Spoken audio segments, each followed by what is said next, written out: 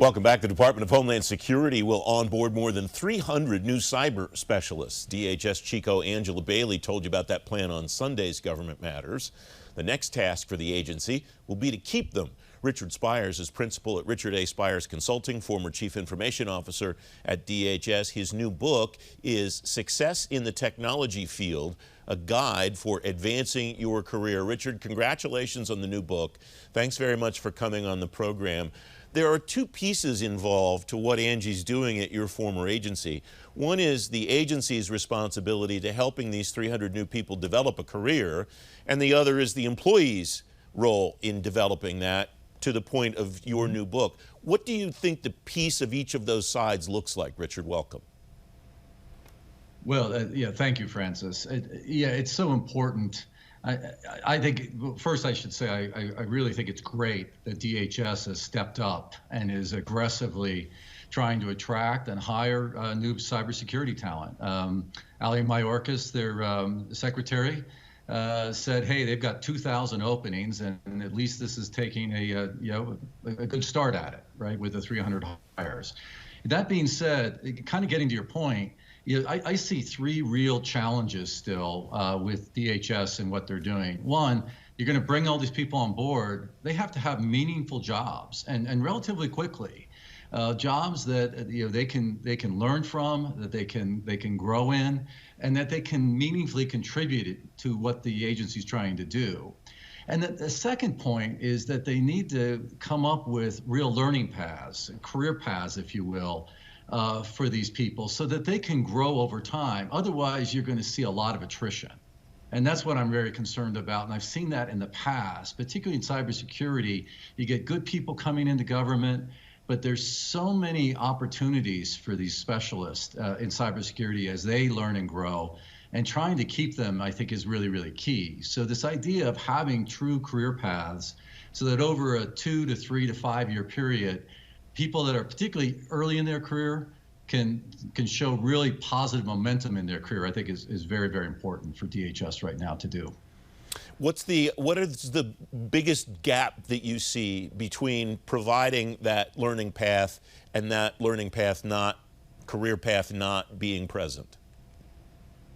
Well, having been in government a few different times, I think they really struggle with laying out career paths that allow individuals to grow, particularly those that are high achievers, to grow rapidly in their career. I've always said that going into government, you can do some things that are amazing compared to what you can do in the private sector. But then what happens in government is a lot of times because of the GS schedule and the way things work, you're not seeing the high achievers grow quickly enough, and so they get frustrated.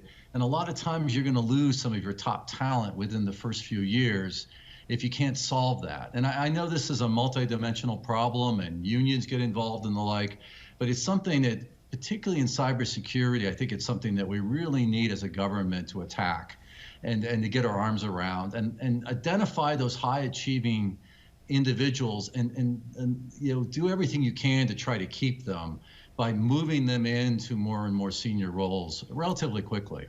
You mentioned the 2 to 5 year time frame. Is that what an agency should have ready to go when they bring somebody in? Once that person's onboarded, they've kind of gone through their grace period, the agency says, we really want to keep this person.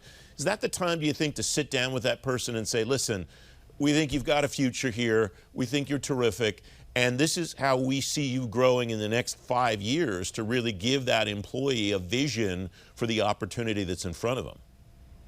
Yeah, I think 5 years is the right time frame. In fact, I talk about that in the book, and then viewing your career in 5 year increments, because in 5 years you can achieve a lot. You can really grow in a role. You can become a real specialist in a particular area.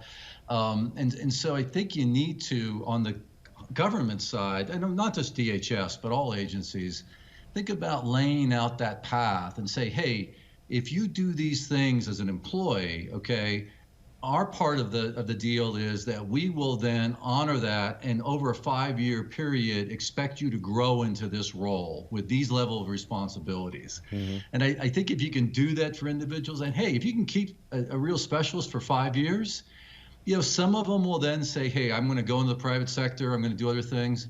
But some of them are really going to love public service, and you're going to be able to then keep them for a career.